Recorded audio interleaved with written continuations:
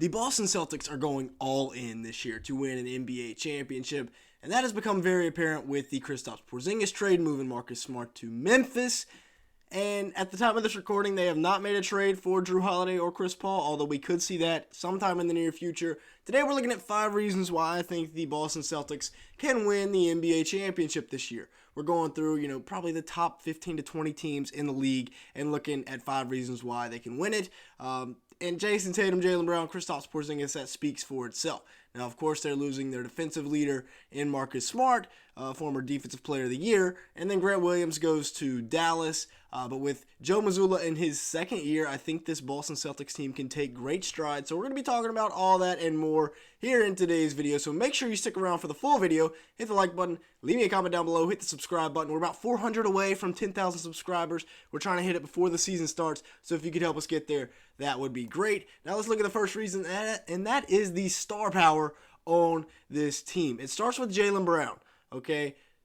Well, technically it starts with Jayson Tatum. More on him later, though. But as for the supporting cast, it starts with Jaylen Brown, who just inked that huge contract extension this summer, despite the fact that his left hand is still in question. 26.5 points a game last year, 7 rebounds, 3.5 assists.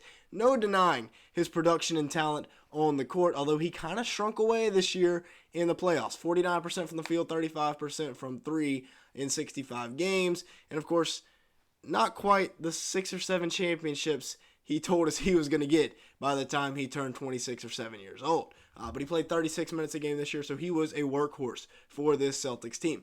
As for Kristaps Porzingis, 23.2 points a game, 8.3 rebounds, 3.8 assists. The big addition in the offseason for the Celtics this year, and there have been some concerns, some murmurs going around about his availability to play. I know it's cut off there. That's 50% from the field, 39% from 3, 1.3 or 4 blocks a game, so still a good rim protector, and that's in 33 minutes, or actually 1.5 blocks a game, 1 steal as well. So I think Kristaps is going to be a great addition to this team. Really helps him. I mean, there's nobody really like Kristaps in this league. There's a very few people that can do what he can do on a basketball court. Now, the number 2 reason is their defense. They were number 3 in defensive rating last year, number 5 in opponents' points per game. So a good defensive team last year, and holy rim protection. Look at this. Al Horford, even though he's like 87 years old, Robert Williams, and Kristaps Porzingis. Between those three guys, that is 4 blocks per 36 minutes on average last year. And that's not even counting Luke Cornett. More on him in a second. But between these 3 guys, it should be extremely hard to get shots off around the rim. And, then you even bring Luke Cornett in off the bench, who had 2.1 blocks per game per 36 minutes last year. And this is a whole lot of height. Between those 4 guys, that is 6.1 blocks per 36 minutes. Something crazy right there. Now, I know perimeter defense takes a hit by losing Marcus Smart, but you still have Derek White, who is a very good, very valuable perimeter defender. And then you have Jordan Walsh, the 38th pick in this year's draft, a guy that could be a potential sleeper. We will talk more on him later, but at 6'7", 6'8", possesses good quickness and ability to guard both on the interior and on the perimeter. Now, the third reason, Jayson Tatum could have an MVP type season. This could be his true breakout season where he becomes, without a doubt, a top 5 player in the NBA and takes the Boston Celtics to the finals. Could he be the first 19-year-old MVP? That is the big question of the video right now. Go comment down below. Do you think Jayson Tatum will become the first 19-year-old MVP? Now that you've done that, let's get back to the video. He averaged 30 a game last year, 9 rebounds, 5 assists. Dude was just an absolute monster, stats monster, on the court monster, everything monster. 47% from the field, 35% from 3, 1.1 steals. It speaks for itself. That good efficiency on 30 points a night. He did play 37 minutes, so he was out there logging big time minutes. For once, somebody's per 36 numbers are worse than their actual numbers, but that just speaks to his ability to play the entire game, his stamina. I think Jayson Tatum has an absolutely huge year this year for the Boston Celtics. And if they're going to win an NBA championship, he has to.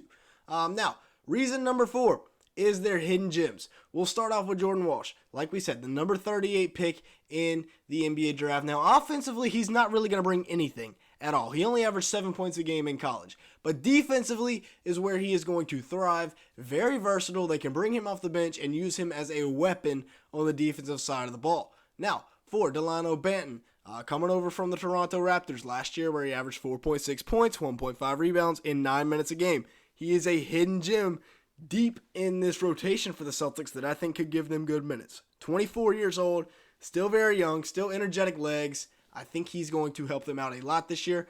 And then Sam Hauser, right? Sam or Joey? I don't know. I can't even tell them apart. 6.4 points per game, 2.6 rebounds, 16 minutes a game for Hauser last year. 46% from the field and 42% from three. I don't know his name, but I do know that he is an absolute sniper from deep. And now, number 5. I think they will try to get to the line a little bit more this year than in previous years. Last year, they were number 24 in the NBA in free throws made and number 28 in free throws attempted. And everybody knows, if you can score while the clock is stopped, that is a very good form of offense. Last year, between the two of them, Jayson Tatum and Jaylen Brown attempted 13 free throws a game, with Tatum taking 8, Brown taking 5. Luka Doncic by himself took 12 free throws a game. So I would like to see those two stars, getting to the line a little bit more. They'll get their calls as long as they don't do nothing stupid like Tatum doing his pump fakes, jumping into you, all that. Get to the line a little bit more. Like I said, it's tough to stop people when they're scoring when the clock is not running. All right, so taking a look at these projected lineups. Again, this is my projected lineup, so if I don't have somebody in there that should be in there, go ahead and go fight with me down in the comments below. Brogdon will probably be coming off the bench, but yeah, Derek White at the point guard spot. They already said that he's going to be the starting point guard. JB at the 2, Tatum at the 3, KP at the 4, and Robert Williams at the 5. This is as good of a lineup basically as any in the league. I feel like you put this starting lineup up against the Denver Nuggets, and it competes. You put this starting lineup up against the Phoenix Sun, and it competes. Up against the Milwaukee Bucks, they compete. I think this is as good as you're going to see around the league. I mean, you look at the star power, the continuity, the way they play together. Tatum is the clear top dog on offense, with JB as the number 2, KP is the number 3, and then Robert Williams and Derek White can shoot the 3 ball. They just kind of tag in together. And then Derek White, Robert Williams, elite defenders. Kristaps Porzingis can defend the rim. However, the Achilles heel of this Celtics team is their bench. This is not a good bench at all.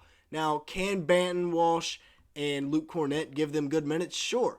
But when you look around the league, it's not going to be able to compete with the Denver Nuggets of the world, the Phoenix Suns of the world, even like the Golden State Warriors of the world. Maybe the Bucks. They can probably compete with the Bucks because the Bucks have a lot of question marks as well. But heck, I'd take the Charlotte Hornets bench over this bench if I'm being honest. Brogdon's a good player.